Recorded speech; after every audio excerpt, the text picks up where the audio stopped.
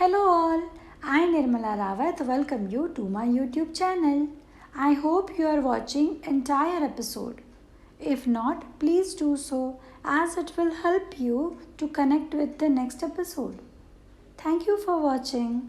In previous part, Soma narrated Sita Ma recalled the entire curse that created Ravan.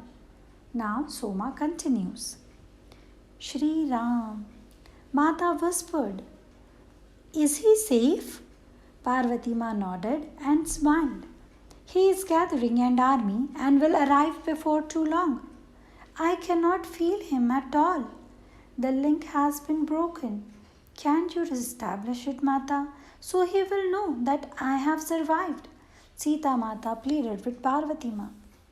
I can withstand any test as long as I feel that link within me. Parvati Ma replied. Mahadev has sent his energy into the form of Hanuman, who will assist Sri Ram and will soon appear to you. He will re-establish that link. But Sita, you have already done so. Can you not hear every atom in your body humming his name? That will see you through. But I must caution you. Until Sri Ram arrives, you must not eat or drink anything from this land. Ravan had tainted all the food and water that will be served to you to trap you in his illusionary worlds. You had a taste of his mental manipulations through the water you took when you first arrived. It was necessary for you to know the depth of his deprivation. Through that experience, you have healed and released many of the women he assaulted. That is why the women sages came from all corners of the universe to sit before you, to acknowledge what you have achieved in your short time here, and to give you strength. You have also seen the future, that Ravan thoughts can multiply here if this world is not freed from him. But that is Sri Ram's work. He will work from the outer field, while you work from the inner. Parvati Ma continued. You must remain in meditation most of the time. But in your meditation, do not lose consciousness of the outer world. You will be sustained by Amrit, the nectar of immortality, so you can do without drink or food. You must also forfeit sleep for the duration of your stay here, so you can ever be on guard. Ravan is very clever and has many illusionary powers, as you have seen. He does not recall the cause as you do of what is happening now. But he has great anger toward you and Narayan for allowing his fall. His arrogance and lust are uncontrolled. Together, Sri Ram and you must contain them if he is to be transformed. This is his second birth in the earth realm after many thousands of earth years. His first birth was the Asur king Hiranyakashipu. His anger toward Narayan was such that he sought to rid the earth of his worship. The great devotee Prahlad was born as his son to try to awaken him, but to no avail. Narayan had to take the form of Narsimha to rid the world of his terror. After his birth as Ravan, one more birth will be needed for him to be fully freed of the curse. But he will not be able to return to the subtle causal realms for quite some time, until there is no shadow of ego left. We have seen the damage that even the bud of his negative thoughts and emotions can do. Mata took this all in. The memories of the celestial realm had grown distant but were not submerged. She recalled her true nature and that of Sri Ram, and remembered now why they had taken birth. It was not only for Ravan, but also to help in turning of the cycles, to set new patterns of human behavior that would guide the future.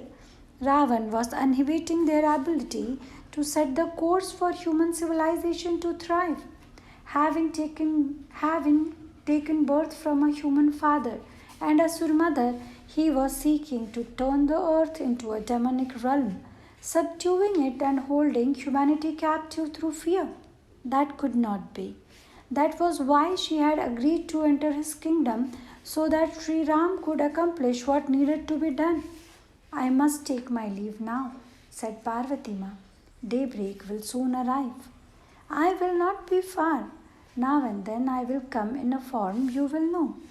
Mata sought to express her gratitude, but Parvati Ma stopped her, whispering, You shared my pain, and so I will always be with you in yours. Mata remembered how she had been present when Parvati Ma's son Ganesh had been decapitated. It was she who had caught Parvati Ma when she sank to the ground in her agony. It was she who accompanied her through the subtle worlds, seeking her son's spirit so that he would return to his bodily form. She had loved the little Ganesh and had felt Parvati's pain as if it were her own. Remembering this time when a deep bond had formed between them, Mata smiled and nodded. Then she watched as Parvati Ma turned into a small white bird and flew to a perch on a high branch of the Ashoka tree under which Mata was seated. This tree will always be blessed because of your presence, Mata whispered as she looked up at the bird. Just then, the guards who had fallen asleep began to stir. Mata had no idea how much time had passed since her arrival. This was the first time she had opened her eyes since that day when she sought refuge under the tree. Sita, you have returned to the world, said the woman guard who had offered her food and water when she arrived. We thought, dear, that you would never recover from your state of shock. How long I have been here? Mata asked. Several weeks. You have been in meditation or a stupor. Ravan has been here every day to see you. But he said you had entered a state of shock due to your captivity. I have been bringing food and water every day, but you have touched nothing. I was so afraid you would die from lack of nourishment. It seems that only I can approach you. There is some force surrounding you that prevents anyone else from approaching. You must be very hungry, dear. I will bring some fruit and water. Mata shook her head. I have no need to eat, but I want to thank you for your kindness. What is your name again? Trijata. Trijata. I will remember you when this is over. I want to warn you, Sita, do not test Ravan's patience. All of the Lanka knows it is best to do whatever it takes to prevent him from getting angry. Mata didn't need it to be reminded of his anger. She remembered vividly the scenes she had experienced in his dark world.